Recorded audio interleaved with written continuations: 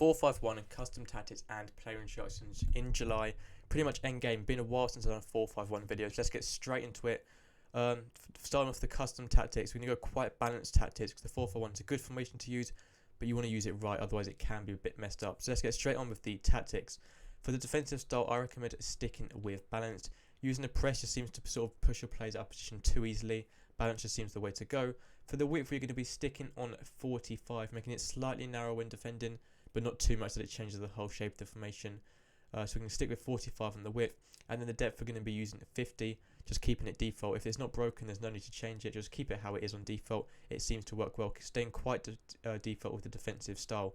For the build-up play, we're going to be going with balanced. You can use long ball, it can be quite good sometimes, but it can also be quite predictable, especially at this point in the game. It's good to score a few easy goals, but personally I prefer balanced. It gives you more creativity and more unpredictability when you're on the ball as well. And then obviously you do want to be using direct passing, like always, because it just made to this year. For some reason it works so well, just use it on every formation.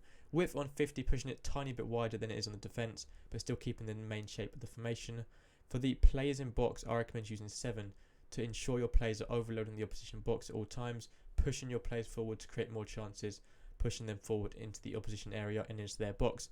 And then for your corners and free kicks, just leave both of them on 2. So now for the player instructions, your striker, you want balanced width, because he's only one striker on his own. Get him behind and stay forward. If you want to use stay central, you can, but I prefer balanced width when it's one striker on his own. So get him behind and stay forward on your striker.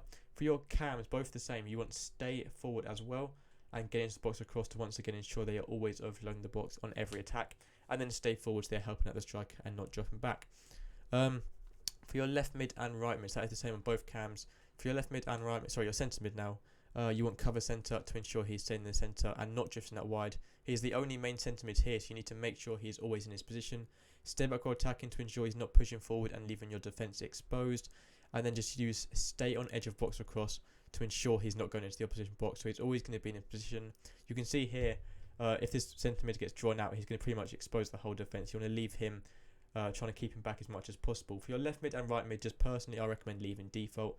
Make sure you use balanced width and not cut inside, because you do want to be getting crosses into the box for your left and right mid. Same with your fullbacks, you can either go with balanced attack and overlap, so they are helping out the left mid and right mid going more attacking, or just stay back or attacking, so they're staying in the defensive 4. That is sort of up to you, depending on which you want to do and how good your fullbacks are going forward and how fast they are. That is up to you. For your 2 centre backs, always leave default. And then for your goalkeeper, comes crosses and a sweeper keeper. And that's everything for today's video, guys. Thank you for watching. If you have any questions, let me know. Have a good rest of your day and goodbye.